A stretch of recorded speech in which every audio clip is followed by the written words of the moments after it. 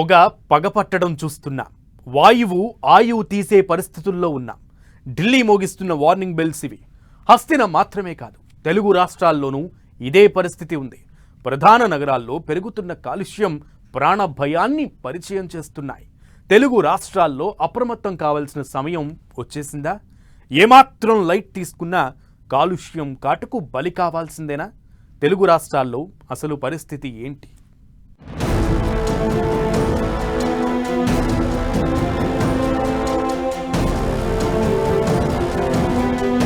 అత్యంత కాలుష్య నగరంగా ఢిల్లీ రికార్డ్.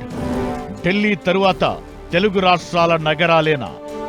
మేల్కోకపోతే కాలుష్యం కాటు తప్పదా? హైదరాబాద్లో పొల్యూషన్ డేంజర్ బెల్స్. తెలుగు రాష్ట్రాలు అలర్ట్ కావాల్సిందేనా? ప్రపంచంలోనే అత్యంత కాలుష్య నగరంగా ఢిల్లీ రికార్డుకెక్కింది. రెండో స్థానంలో ఉన్న బంగ్లాదేశ్ రాజధాని ఢాకాతో పోలిస్తే ఢిల్లీలో 4 రెట్లు ఎక్కువ పొల్యూషన్ కనిపిస్తోంది. హస్తినలోనే కాదు, దేశవ్యాప్తంగా చాలా నగరాల్లో కాలుష్యం పెరుగుతోంది. ఢిల్లీ లెవెల్లో పొల్యూషన్ లేదు కానీ ఏమాత్రం లైట్ తీసుకున్నా ఢిల్లీ పరిస్థితులు వచ్చే ప్రమాదమైతే ఉంది ఖచ్చితంగా. తెలుగు రాష్ట్రాల్లో రోజు రోజుకు గాలి నాణ్యత క్షీణిస్తోంది. ఇదే ఇప్పుడు భయాలకు కారణమవుతోంది. హైదరాబాద్లో గాలి కాలుష్యం ఎక్కువైంది. గాలి నాణ్యతలో గణనీయమైన క్షీణత కనిపిస్తోంది. తెలుగు రాష్ట్రాల కాలుష్య నియంత్రణ మండలి గణాంకాల ప్రకారం గతేడాదితో పోలిస్తే నవంబర్ నెలలో వాయు కాలుష్యం 10% పెరిగింది. కాప్రా, బొలారం, పటాన్చెరు, సోమాజిగూడ, సనత్ నగర్లో కాలుష్యం పెరుగుతోంది. హైదరాబాద్లో వాయు కాలుష్యం గుండెల్లో రైళ్లు పరిగెట్టిస్తోంది. నవంబర్ 22న ఆసిఫ్ నగర్లో ఎయిర్ క్వాలిటీ ఇండెక్స్ 292 పాయింట్లుగా నమోదైంది. నాంపల్లిలో 266, ఎర్రగడ్డలో 272, మూసాపేట 268, బాలానగర్లో 232, బేగంపేట్ 196, కూకట్పల్లి 193, యూసఫ్గూడ 211, వనస్థలిపురం 100, ఉప్పల్ 90, బోడుప్పల్ 90, సికింద్రాబాద్ 95, ఇబ్రహీంపట్నం 100, చందానగర్ 126 పాయింట్లుగా ఏక్యూఐ నమోదైంది. హైదరాబాద్ నలువైపులా గాలి కాలుష్యమే కనిపిస్తోంది.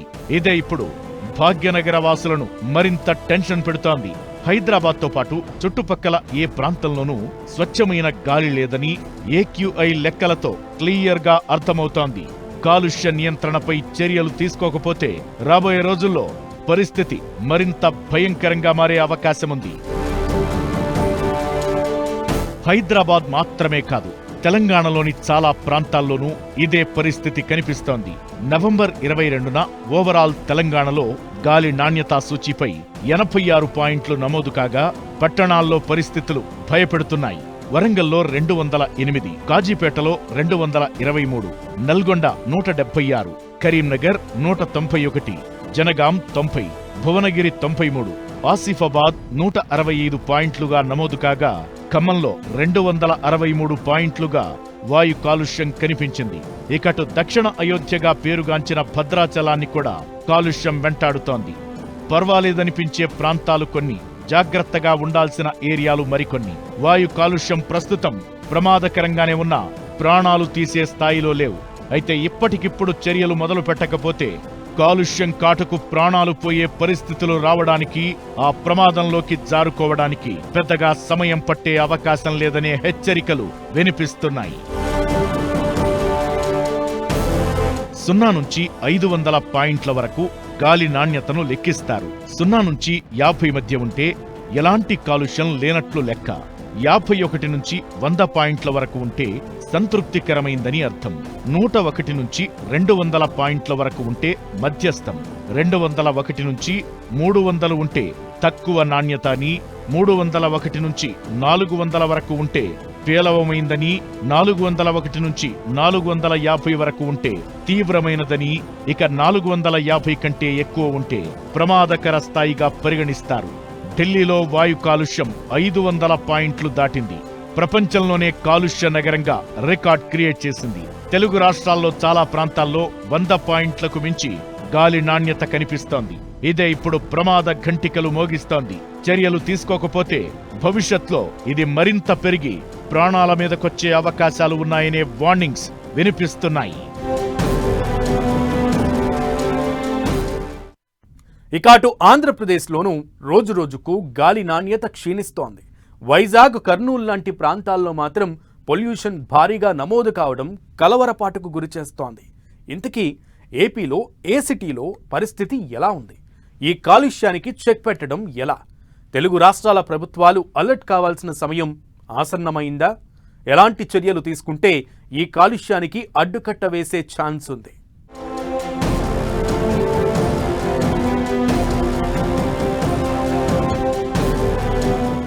ఏపీలోని విజయవాడ, అమరావతిలో 149గా గాలి నాణ్యత నమోదైంది. పెరుగుతున్న గాలి, నీరు, వాయు కాలుష్యంతో ప్రజలు ఇబ్బంది పడుతున్నారు. వ్యక్తిగత వాహనాలు, ట్రక్కులు, బస్సులు, కార్లు, టూ వీలర్ల సంఖ్య అధికం కావడంతో గాలి కాలుష్యం పెరుగుతోంది. వాహనాల నుంచి కార్బన్ మోనాక్సైడ్, నైట్రోజన్ ఆక్సైడ్ పరిమితికి మించి విడుదలవుతోంది. దీంతో కాలుష్యం ఒక్కసారిగా పెరిగిపోయింది. కృష్ణానది నుంచి రోజురోజుకు కాలుష్యం ఎక్కువవుతోంది. కాలుష్య భూతం పెరగడంతో అనేక రకాల ఆరోగ్య సమస్యలతో నగరవాసులు సతమతమవుతున్నారు. ఏపీ ఆర్థిక రాజధాని విశాఖలోనూ పొల్యూషన్ డేంజర్ బెల్స్ మోగిస్తోంది. Air, water, sound pollution Visakha జనాలను ఉక్కిరిబిక్కిరి చేస్తోంది. విశాఖలో గాలి నాణ్యత 170గా నమోదైంది. విశాఖ నగరంలో పోర్టు కారణంగా వెదజల్లుతున్న ఐరన్ ఓర్ పొల్యూషన్తో విశాఖ వన్ టౌన్ ఇప్పటికే బిక్కుబిక్కుమంటోంది. ఇక నగరం విస్తరిస్తున్న కారణంగా పెరుగుతున్న వాహనాల కాలుష్యంతో నగర జనాలు వెలవెల్లాడుతున్నారు.